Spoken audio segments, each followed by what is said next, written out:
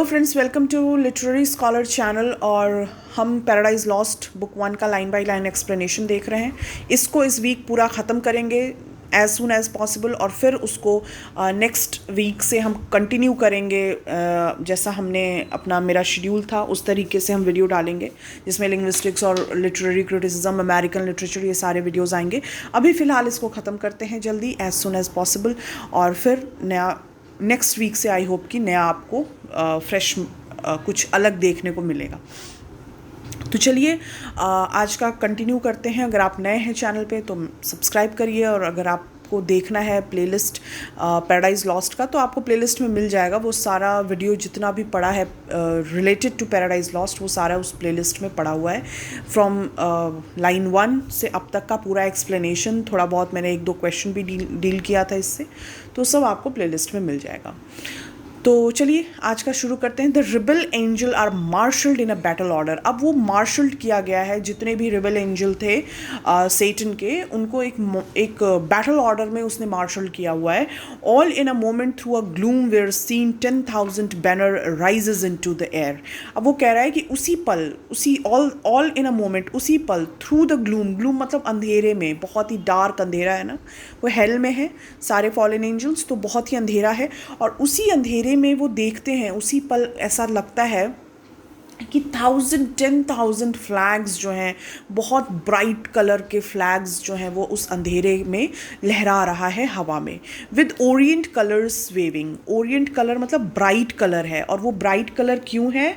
क्योंकि वो जेम्स से बने हुए हैं, जैसा कि हमने अर्लियर देखा था, जो फ्लैग था उनका, तो वो वेव कर रहा है। विद देम रोज, और उसी के साथ जैसे ही वो फ्लैग जो है अंधेरे में ब्राइटली वो लहराने लगते हैं सारे फॉलन एंजल्स, उसी समय क्या होता है, फॉरेस्ट ह्यूज ऑफ स्फीयर्स, बहुत बड़े मात्रा में, बहुत बड़े संख्या में जो एंड थ्रॉन्गिंग हेल्म्स, हेल्म्स मतलब हो गया हेलमेट्स, और ह्यूज स्फीयर मतलब तीर, जो मतलब भाले, इस तरीके के लोग जो भी हाथ में आ रहा है उसको वो दिखाते हुए तैयार हैं, अपने आप को प्रूव कर रहे हैं कि they are ready for the battle.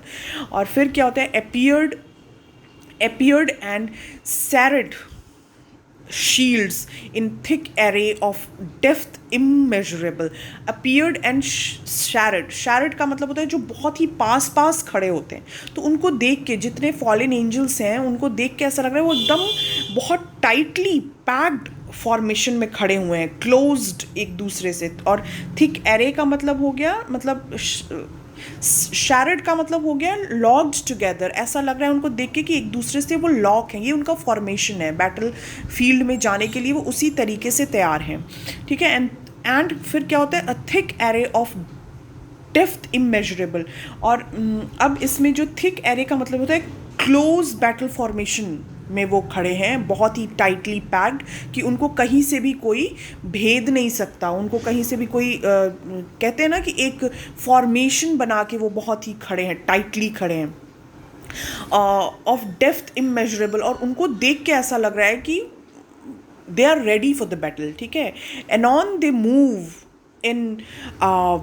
in perfect phalanx to the Dorian mood of flutes and soft records, such as raised to height of soft records such as raised to height of noblest temper heroes old arming to battle and stead of rage deliberate valor breath।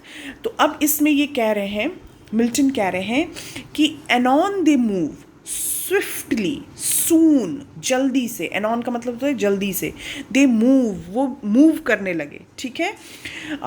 In perfect feelings, feelings का मतलब होता है heavily armed, जो स्फीयरमैन होते हैं, arranged in one compact मास, एक compact मास में खड़े होके वो धीरे धीरे मूव करने लगे। कौन? जो फॉलन एंजल्स थे, ठीक है। To the Dorian mood of flutes and soft records. Dorian mood का मतलब हो गया म्यूज़िक, ऐसी म्यूज़िक जो बहुत ही आपको अंदर से एंथुजियास्टिक बनाती है, वो जो आपको लड़ाई लड़ने के लिए तैयार करती है। और वो म्यूज़िक, डोरियन म्यूज़िक जो है वो ग्रेटली वैल्यू की जाती थी, इस तरीके की म्यूज़िक इन स्पार्टा। क्योंकि स्पार्टन्स के बारे में हम जानते हैं कि उनकी जो पूरी ट्राइब्स थी, they are known for a fighter, they are born fighters. तो वो स्पार्टन्स इस तरीके की म्यूज़िक पसंद करते थे। थीब्स एंड एथेंस का जो कैरेक्टर बिल्ड होता है, वो बिल्डिंग फोर्स है ये म्यूज़िक। तो कहने का मतलब कि जो म्यूज़िक आ रहा है, जो म्यूज़िक है, वो भी बहुत ही वॉर लाइक म्यूज़िक है, जो उन सभी फॉलन एंजल के शरीर में ब्लड का फ्लो बढ़ा रहा है। और दे आर वेरी एनर्जेटिक, वो बहुत ही जो एनर्जेटिक करने वाला मूड है, वो उस मूड में है। और flute and soft record such raised to the height of noblest temper hero old arming to battle. मतलब वो जो हीरोज़ होते थे, जो वो सुन के, वो ऐसी म्यूज़िक है जिसको सुन के हीरोज़ जो हैं, ओल्ड हीरोज़ जो हैं, वो बैटल फील्ड में जाया करते थे, अपने आम को बैटल फील्ड में जाते थे रेज के साथ और वेलर के साथ। उनकी जो सांसें हैं, deliberate valoured breath, firm and unmoved with dread of death to flight and foul retreat। ठीक है, तो कहने का मतलब कि वो बहुत ही एंथुजियास्टिक हैं और धीरे धीरे स्लोली वो मूव कर रहे हैं। ठीक है, सॉफ्ट रिकॉर्ड का यहाँ मतलब हुआ, यहाँ जो है of flute and soft record का मतलब the kind of flute that produce a peculiar sweet and subdued music, इस तरीके का। एंड यहाँ पे जो टेम्पर की बात यहाँ पे मिल्टन करते हैं, टेम्पर हीरो ओल्ड। तो टेम्पर का मतलब डिस्पोजिशन एंड डेलिबरेटली, बहुत ही स्टडी तरीके से, ब्रेथ मतलब इन्फ्यूज्ड, मिटिगेट मतलब lesson.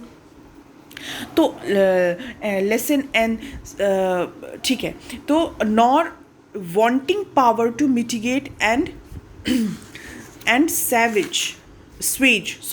swage with solemn touch troubled thought and chase anguish and doubt and fear and sorrow and pain from mortal और immortal mind।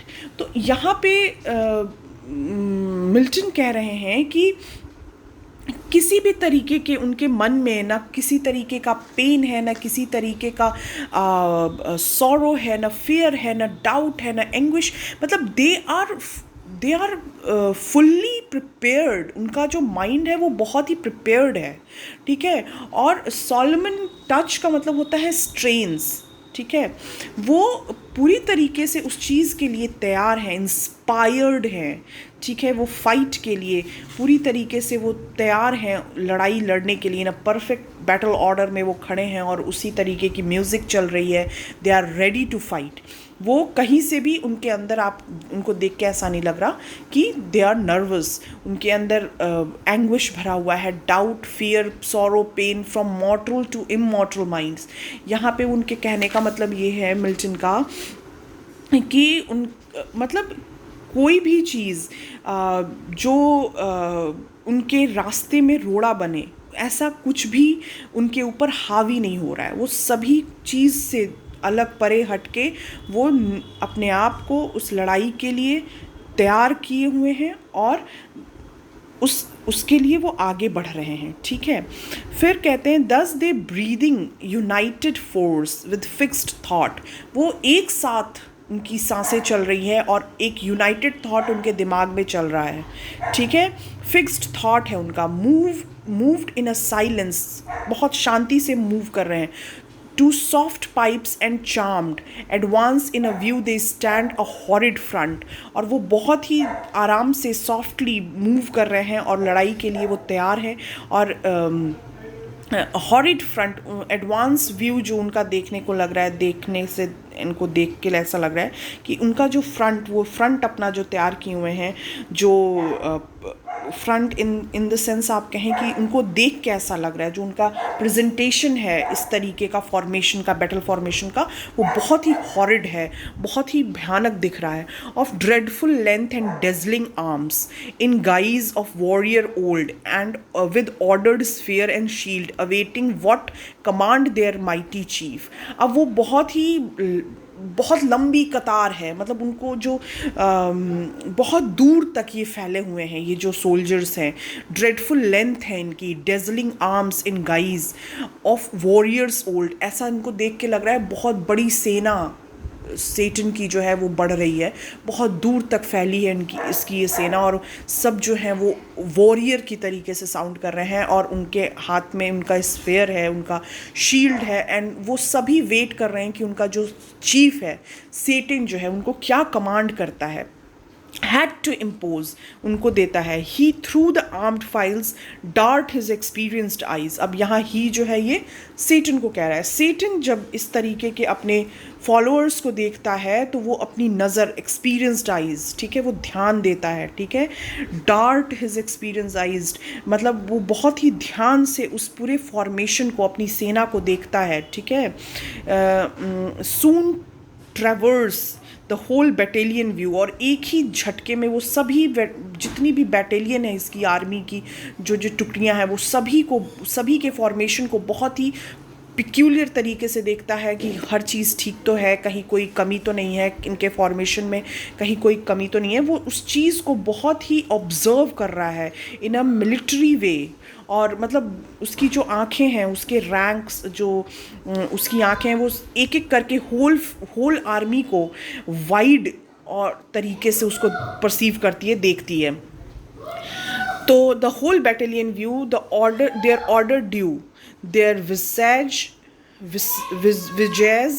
and stature of as a god, और फिर वो पाता है कि जो उनका विसैज है और वो मतलब इतना ब्राइट है, और उनको उसको देख के ऐसा लग रहा है कि ये पूरा जो फॉर्मेशन इसके सामने खड़ा है, अक्रॉस बटालियन जो है वो तैयार है, और उनको इस फॉर्मेशन में देख के लग रहा है कि they are the stature of god, वो गॉड के जैसे लग रहे हैं। जैसे जो उनका फॉर्मेशन है, प्रेजेंटेशन है, उसको देख के लगता है कि ऐसा गॉड और जो एंजल्स हैं उनके पास इस तरीके का फॉर्मेशन होगा। तो ये इसका अब तक का एक्सप्लेनेशन है। इस पूरे पैसेज में ये बताने की कोशिश की गई है कि किस तरीके से इसकी आर्मी जो है वो तैयार होती है, और मिल्टन उस चीज़ को, हर एक चीज़ को, छोटी छोटी बारीकियों को ऑब्जर्व कर रहा है कि कहीं कोई कमी ना रह जाए, और इसकी आर्मी जो है इसके एक ऑर्डर का वेट कर रही है कि बस ये ऑर्डर दे और हम फिर लड़ाई शुरू कर दें।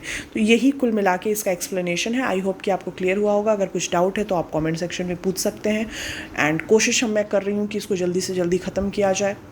अगर आप नए हैं तो इस चैनल को सब्सक्राइब कर लीजिए, आपको इस तरीके के वीडियो मिलते रहते हैं, एक्सप्लेनेशन के वीडियोज़ आपको मिलेंगे,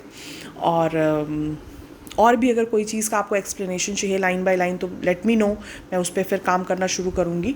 और thank you for watching this video. I hope कि you enjoyed this video, and stay blessed, take care, and thank you.